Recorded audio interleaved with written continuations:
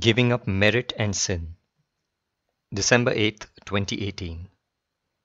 Dr. Nikhil asked, Padanamaskaram Swamiji. In the recent message given by you on December 1st, 2018, you've said that greed which causes a person to earn money through corrupt means is sin, and that deep analysis is very important in deciding what is sin and what is not sin. In support of this statement, you have quoted the verse from the Gita, Buddhi Yukto Jahatiha. This verse talks about giving up both merit and sin and joining yoga, since yoga is skillful action. I am not sure how this verse fits in this context. My understanding of this verse is somewhat in the sense of Sarvadharman Parityajya, that is, a soul who has thoroughly understood spiritual knowledge, Buddhi Yukto, surrenders to God, Yogaya Yujyasva, and works for God. He gives up thinking about merit and sin, Jahatiha Ubhe Sukruta Dushkrute. Such work is real skillful action, since success is assured in God's work due to God's unimaginable grace. Also, the servant is free of tension due to faith in God, so the work also happens very efficiently. I seek your kind clarification in this matter. Your servant, Nikhil.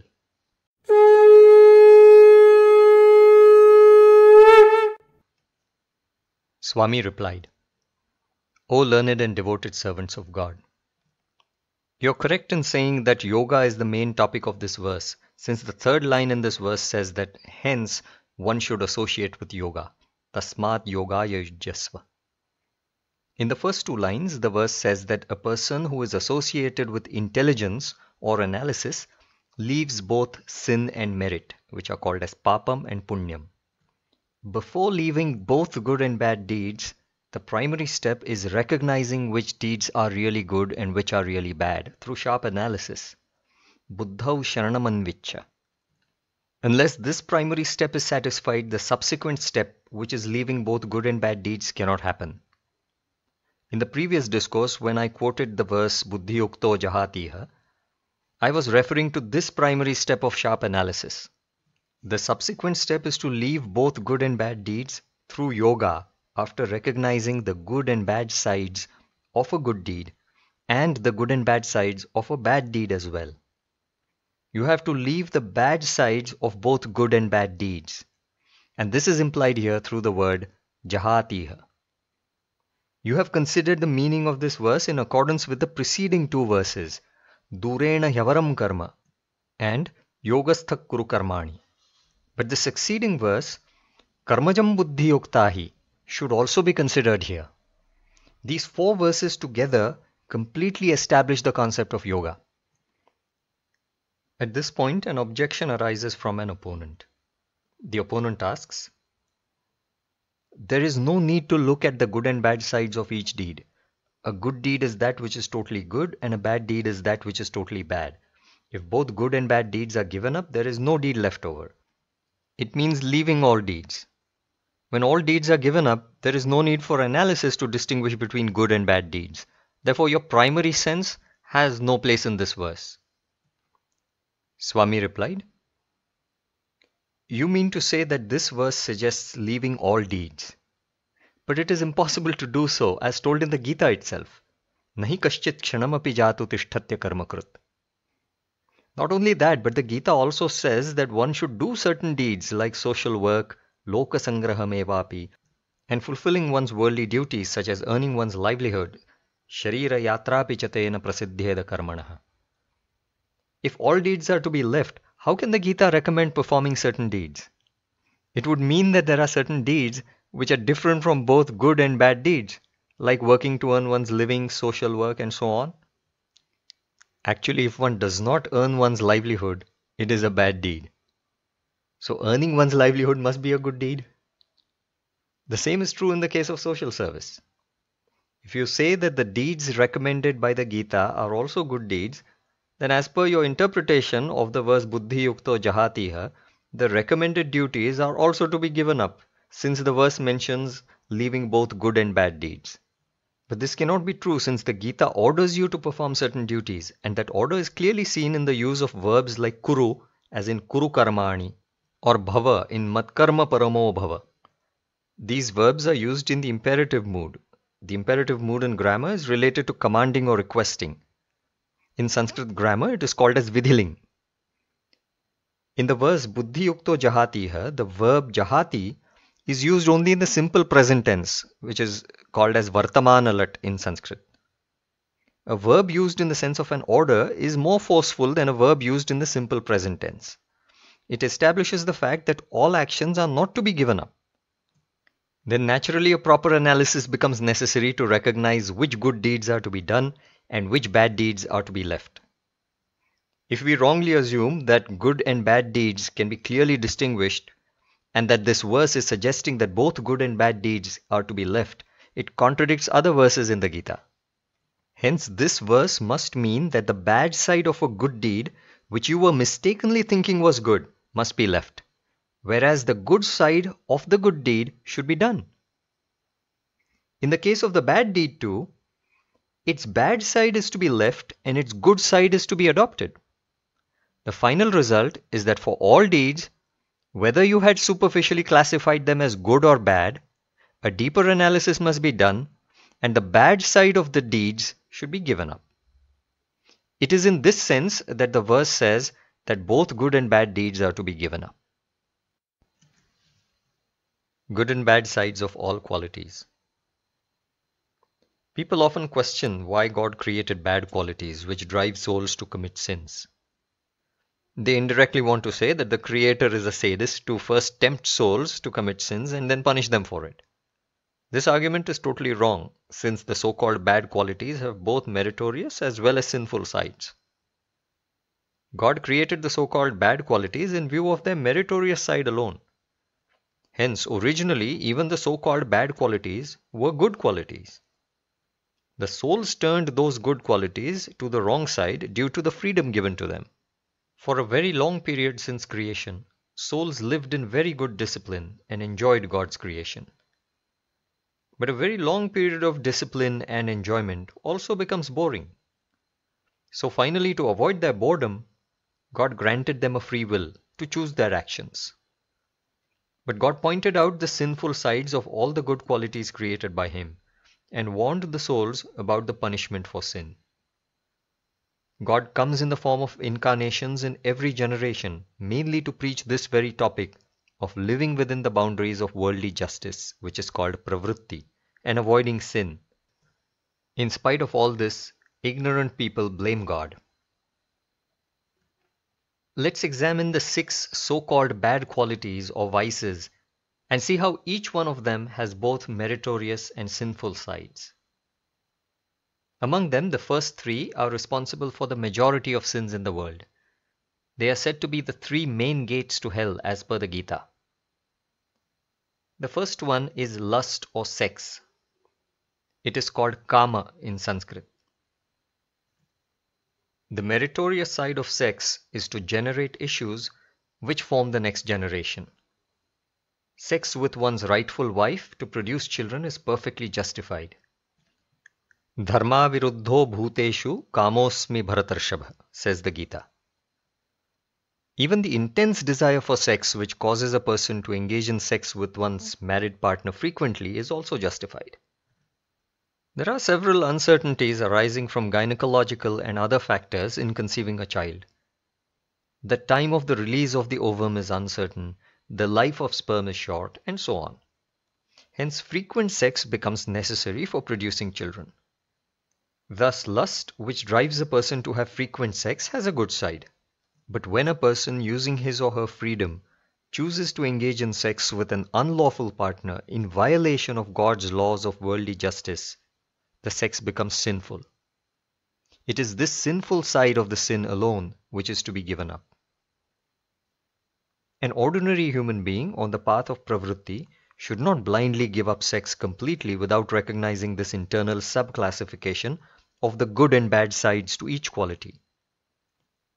A very few exceptional souls of the nivritti path, like Shankara, Ramakrishna Paramahamsa, etc., left sex completely. But they did not leave it by any forced effort. It was a natural consequence of their extreme attachment to God. Such exceptional cases are out of the scope of pravritti or karmadhikar. Karmadhikara means the eligibility to do worldly work. People who follow the rules of justice given by God are said to be eligible to perform worldly work, which is the path of pravritti. But the eligibility of these exceptional cases, who are the stars of the nivritti path, far exceeds karmadhikara. The second vice is violence or anger, which is known as krodha in Sanskrit. The originally created good side of anger or violence is that teachers or parents can show anger towards their students or children whenever they go on the wrong path. With this quality, teachers and parents can bring their students or children back to the right path in pravritti. An incarnation of God like Krishna, killing a devilish soul, is the good side of violence. Vinashaya cha dushkritam, as told in the Gita. Even a court putting a criminal to death is the good side of violence. However, an individual should not take the law in his own hands. Even God Rama, the embodiment of justice and peace, is described in the Ramayanam as sthana krodha prahartacha, which means that he showed anger and even killed in the appropriate situation. The sinful side of anger and violence is getting angry with good people and hurting or killing them. The third vice is greediness or lobha. Greed causes a person to not share his wealth with others. The original good side of greed is that a person does not donate his precious wealth to undeserving receivers, but donates it only to deserving receivers. The sinful side of greed is donating to undeserving receivers and not donating to deserving receivers. Unless you save money by avoiding undeserved donations, you cannot make well-deserved donations since most people have limited financial resources. Very few people are rich. And even if you are rich, the sinful side of greediness must be avoided and its meritorious side must be practiced. In the Mahabharatam, it is clearly told that both donating to the undeserving and not donating to the deserving are sins. The fourth, fifth and sixth vices, namely moha, mada and matsarya, also have good and bad sides. As long as these three are within limits, they are not as dangerous and they do not yield punishments in hell. But if they cross their boundaries and lead to sinful deeds, they become punishable. So the fourth vice is fascination or moha. Fascination to one's family is the good side of fascination in pravritti. Fascination or moha towards God is even better in pravritti, and of course it is essential in nivritti. But moha in unlawful relationships is sin in pravritti. Also, having fascination only for the worldly bonds of child, spouse and wealth without having any bond with God is the bad side of fascination in both nivritti as well as pravritti. Having fascination only for the worldly bonds is not a punishable sin by itself. It's bad because it stops spiritual progress. But an extreme moha for the worldly bonds without any moha for God may lead the soul to commit punishable sins in pravritti. So on the whole, moha for God is the good side of moha, and moha for the worldly bonds is the bad side. The fifth vice is pride or mada. The good side of mada is having self-confidence, and the bad side is to have an ego. Limited pride is self-confidence. It is like the normal body temperature. If the pride grows beyond limits, it becomes ego, which is like a fever. If confidence drops down below a certain limit, it's like an abnormally low body temperature, which is also dangerous. Low self-confidence makes the person afraid of doing even normal activities. In nivritti, a person can be proud of being a disciple of God Datta. But this pride should not take the negative direction of looking down upon other forms of God Datta. This is the bad side of pride, which results from the ignorance of the spiritual knowledge preached by God Datta. The sixth vice is jealousy or matsarya. The good side of jealousy is to develop competition with people who are better than us. It drives us to make efforts to reach their level or even surpass them and become the best. It is said that envy brings growth in knowledge. Spardhaya vardhate vidya. The bad side of jealousy is pulling down those who are better than us by false blame in order to become equal with them, or even suppressing others and pushing them down below our level in order to become better than them. In the cases of ego and jealousy, there is an additional danger. When both are directed to the wrong side, in the case of the contemporary human incarnation of God, they lead to repulsion from the incarnation. After passing into the energetic world, the soul also feels repulsion from the energetic incarnation. Owing to the repulsion from the human incarnation here on earth and the energetic incarnation in the upper world, the soul misses the chance to attain God here as well as there. So avoiding ego and jealousy towards the incarnation is very important in nivritti. Just as the so-called bad qualities have meritorious and sinful sides, the so-called good qualities also have both sides. Worshipping God is generally a good quality. The good side of this quality is worshipping God out of true love without aspiring for any fruit in return from Him. The bad side of this quality is worshipping God due to artificial love shown for Him. In such a case, the person's real love is for the fruit that he aspires for from God. Serving society is another good quality, which also has both good and bad sides. A politician doing social service to impress the public for the sake of getting votes is bad. His actual intention is to win the election, secure a powerful position, and earn sinful money. The social service done by Mahatma Gandhi, Mother Teresa, etc., with the goal of genuinely helping needy souls in the name of God, is the good side of social service. In ancient times, yajna was also a form of social service.